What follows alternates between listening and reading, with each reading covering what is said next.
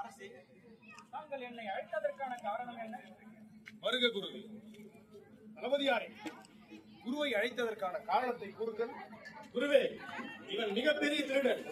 பலரது வீடுகளில் திருடி இருக்கிறான். தங்களது மடத்தில் கூட திருடியதை தானே ஒப்புக்கொண்டார். இவன் தங்கள் மடத்தில் திருடியது உண்மைதானா? இல்லையப்பா, இவர் ஒரு முறை மடத்திற்கு வந்தார், அது உண்மைதான். ஆனால் இவர் எதையும் திருடவில்லை. என்னிடம் உதவி கேட்டார், நானும் செய்தேன், அவ்வளவுதான்.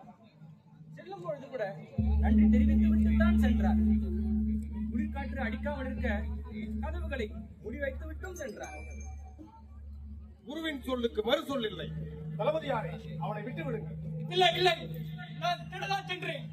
ஆனால் குருவோ அனைத்தையும் எனக்கு புரிய வைத்து விட்டார். இந்த திருடனை திருத்தி விட்டார்.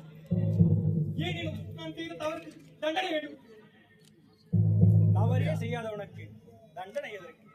அவரை விடுவித்து விடுங்கள். இல்லை இல்லை குருவே, தாங்கள் என்னை காப்பாற்ற நினைக்க வேண்டாம். தயவு செய்து தளபதியாரே, பாபா நோர் சொல்றேன். தவறு செய்தவன் பிழைத்துக் கொள்ளட்டும், நோரு தவறை திருத்திக் கொள்ளட்டும்.